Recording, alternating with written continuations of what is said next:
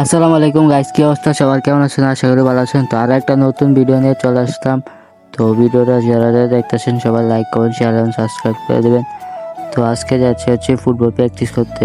মাঠে এসে বললাম, তো সবার প্রথম জাগলিং করে নিতেছি। জাগলিং করার পর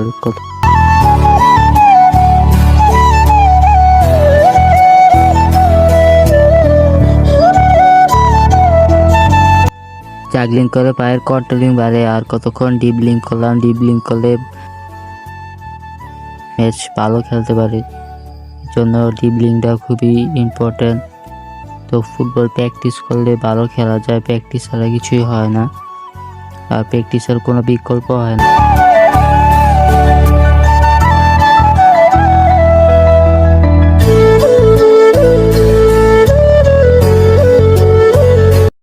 তো প্র্যাকটিস শেষ, বোর্ডটা ছুটে গেছে। তো ভিডিওটা এই পর্যন্ত ছিল। ভালো লাগে লাইক কমেন্ট শেয়ার সাবস্ক্রাইব করে দেবেন। দেখা হচ্ছে পরবর্তী ভিডিওতে।